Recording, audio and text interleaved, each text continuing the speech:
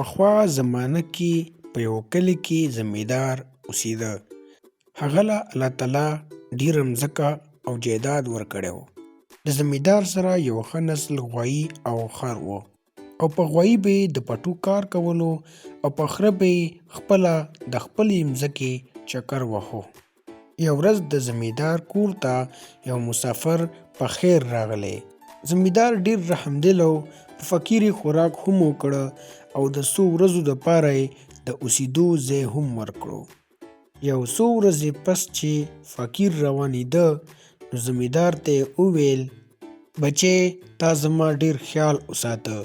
زما سره خو نور هم هېڅ نشته، خو زه د ځناورو په ژبه پوهېږم. که غواړې نو دا علم به درته وښیم، خو ما سره به یو وعده کوې چې دا راز به چاته نه وایې، او کله دې چې دا راز ښکاره کړ نو بیا به ژوندی نه پاتې کېږي. زمیندار د فقیر سره وعده وکړه. فقیر ورته دا علم وښودلو او هغه ته روان شو. د زمیندار سره چې کوم غوایي و، په هغه به یې په پټو کې ډېر سخت کار کولو، او په ماښام کې به یې غوایي ته وچه ګیا او خر ته شنه ګیا ورکوله. یو ماښام غوایي د کار نه واپس ګوډ ګوډ روان و، او خر چې دا وکتل نو غوایي نه یې تپوس وکړه چې دا ولې یار، څه چل دی در باندې؟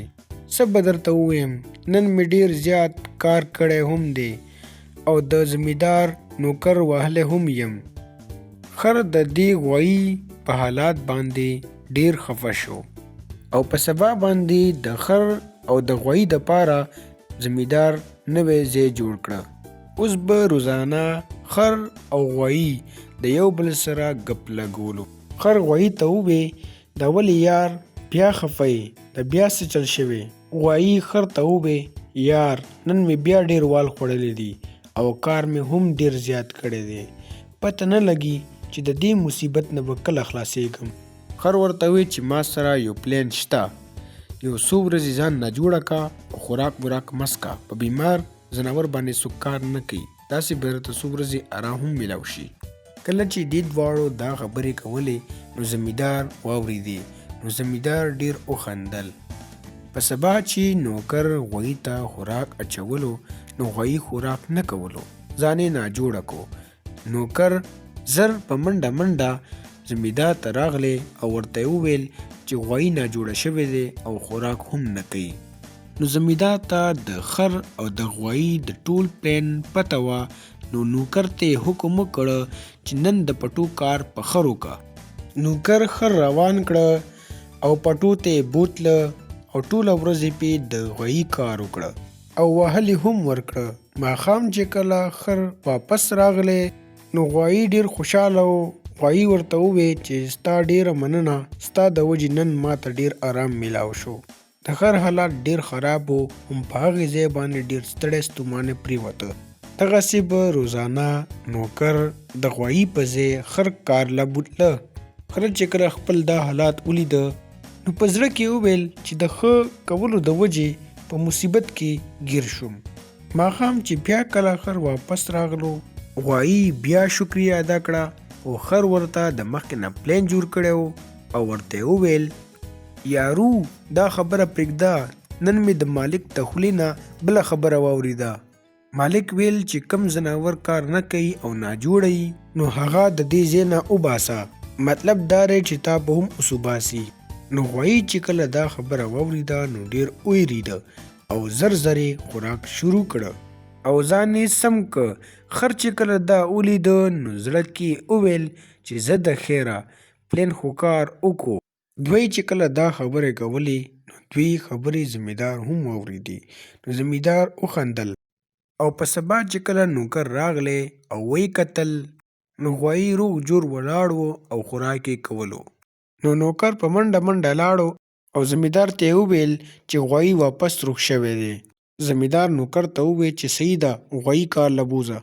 دې نه پس به غوایي ډېر په زړه سره او په خوشحالۍ سره کار کولو. زمیندار به د ځناورو په دې کیسو باندې ډېر خوشحاله او خندل به یې. یو ورځ د زمیندار نه خپلې ښځې تپوس وکړو چې د هر وخت کې ته ولې خاندې را خاندې، څه خبره ده، ما هم پویه که. زمیندار خپلې ښځې ته وایي چې دا داسې خبره ده چې تاله یې نشم کولی، که ومې کا نو مړ به شم. ښځې وویل چې دروغ مه وایه، دا ته څنګه خبرې کوې، ماله رښتیا حل ووایه. زمیندار خپله ښځه ډېره پوهه کړه، خو زمیندار ښځې دا ضد کولو چې نه، ماته به دا راز وایې که ته مړ کېږي او که ژوندی کېږي. زمیندار خپل خپلوان راټول کړه، هغو هم پوه کړه، خو زمیندار ښځه په ضد ولاړه وه. چې زمیندار کله ډېر مجبوره شو نو ښځې ته یې وویل هسې هم مړ کېږم نو بیا لږ صبر وکړه، چې یو 2 رکعته نفل وکړم نو بیا به درته خبره وکړم. زمیندار چې کله د اودس کولو دپاره روان شو نو په لار کې یو سپی او چرګ ولیده، چې چرګ د سپي ته ویل چې زمیندار څومره بې وقوفه او د ښځې نه یریږي، چې د ښځې دپاره خپل ځان هم مړ کوي.